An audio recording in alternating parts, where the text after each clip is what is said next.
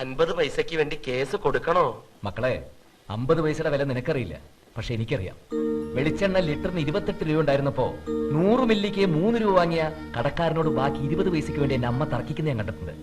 അന്ന് 20 പൈസ കൊടുത്തൊരു തീപ്പെട്ടി കിട്ടും. ഒരു നിയമം ഉണ്ടെങ്കിൽ അത് പാലിക്കണം. ഈ നാട്ടിൽ ഉപഭോക്തൃ സംരക്ഷണ കോടതി എന്നൊന്നുണ്ടെന്ന് യുവമാരകൻ അറിയട്ടെ. കടലമുട്ടായി വിൽക്കുന്ന പയ്യനോടാ നിന്റെ ഈ വാശി.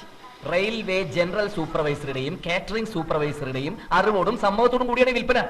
അമിത വില ഈടാക്കുന്നതിനെതിരെ റെയിൽവേക്കെതിരെ കൺസ്യൂമർ കോർട്ടിൽ ഞാൻ കേസ് ഫയൽ ചെയ്യും, ഉറപ്പാ.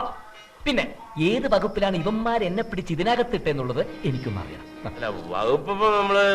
ക്രിമിനൽ നടപടി നിയമത്തിൽ 57-ാം വകുപ്പ് പ്രകാരം കുറ്റം ചെയ്ത ആളെ 24 മണിക്കൂർ വരെ കസ്റ്റഡിയിൽ വെക്കാം. വക്കാലത്ത് നാരായണൻ കുട്ടിക്ക് അത് അറിയില്ലെന്നുണ്ടോ? ഇരിക്കൂ. മാത്യു ഇരിക്ക്. നീ ആ ജാമ്യത്തിലുള്ള അപേക്ഷ കൊടുക്ക. മാത്യു നേരുപറമ്പിൽ, എന്റെ അഡ്വക്കേറ്റ്. ആ ചാർജ് ഷീറ്റ്. വക്കാലത്ത് നാരായണൻകുട്ടിക്ക് ജാമ്യത്തിന്റെ ആവശ്യമില്ല.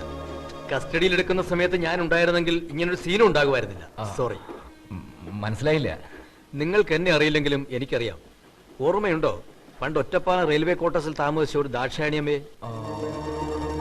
ദാക്ഷായണിയമ്മ ടീച്ചർ ഒറ്റപ്പാലം മുനിസിപ്പാലിറ്റിയിലെ ഓടയില് പൊട്ടിയ സ്ലാബിൽ കുടുങ്ങി കാലൊക്കെ നഷ്ടപ്പെട്ട. അതെ, അവര് തന്നെ എന്റെ അമ്മയാ. നാരായണൻകുട്ടി കേസ് കൊടുത്തുകൊണ്ട് മാത്രമാണ് നഷ്ടപരിഹാരം കിട്ടിയത്.